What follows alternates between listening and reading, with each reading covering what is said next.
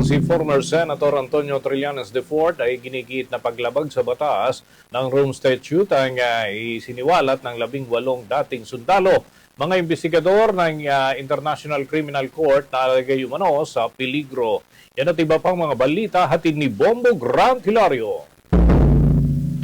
Iginit ni former Senator Antonio Trillanes IV na nakikita nitong may paglabag sa batas ng Rome Statute ang ginawa aksyon o revelasyon ng nagpakilalang 18 dating sundalo. Sa panayam, ibinagi ng dating mambabatas na nilabag ng grupo kasama pati kanilang abogado na si Attorney Levito Baligod, partikular ang Article 70 sa International Criminal Court. Sa ilalim kasi ng naturang batas, saklaw nito ang mga pagkakasala kontra sa pangangasiwa ng katarungan o administration of justice. Kabilang dito ay ang pagpigil o obstruction at panarakot sa mga testigo at opisyal ng International Criminal Court. Ayon kay former Senator Trillanes, obstruction of justice ang maaaring ikaso sa kanila buhat ng isiwalat o isapubliko ang ilang impormasyon may kinalaman sa operasyon ng International Tribunal. Habang sa kadahilan ng nabulgar ang ilang mga detalye hinggil rito, ibinagi ng dating mababatas na nalagay sa peligro ang mga investigador ng naturang korte. Ang pagkakakilanlan at pangalan kasi naman ito kasama pati mga witnesses o testigo ay naibunyag sa publiko na siya mababasa rin nakapaloob sa joint affidavit na nagpakilalang 18 dating sundalo.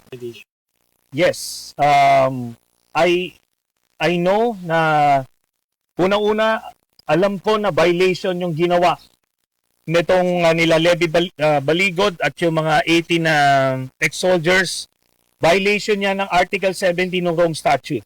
Obstruction of justice ang pwedeng ikaso sa kanila at nagsalita na yung deputy prosecutor, yung acting prosecutor ngayon, na deliberate intimidation yung ginawa nila Levy Baligod. Tapos yung pag-out nila nung mga identities at names ng mga ICC investigators at ng mga witnesses. Dahil doon nilagay nila sa peligro yung mga taong ito. Kaunay pa rito, binigyan din ni former Senator Trillanes IV ng ginawang pagbabantay ng grupo kung totoo man, wala naman anyang paglabag sa batas. Ayon sa kanya, hindi ito maaaring ituring bilang isang krimen sapagkat hindi naman ipinagbabawal ang pagbibigay seguridad sa mga tauhan ng International Tribunal. Ito, liliwanagin ko lang.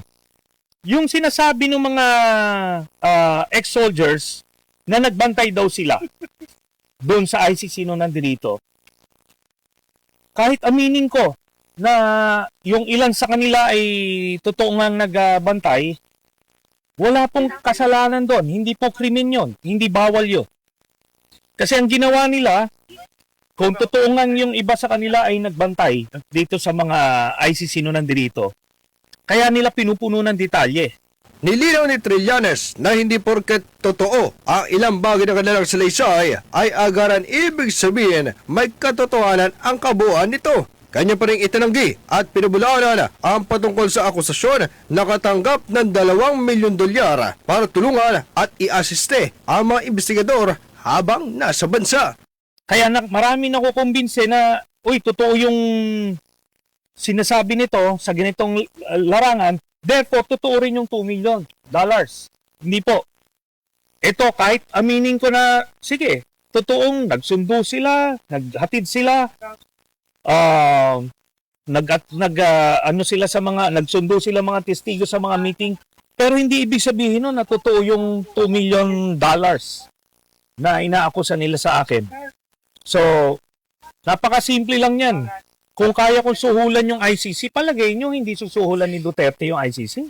Nag-uulat para sa Bombo Network News, ito si Bombo Grant Hilario, and this is Bombo Radio Philippines, the #1 and most trusted source of news and information. Basta Radio, Bombo! For the most trusted source of news and information, visit our website at www.bomboradio.com. Follow us on Bombo Radio mobile app, Facebook, YouTube, TikTok, and X, formerly Twitter.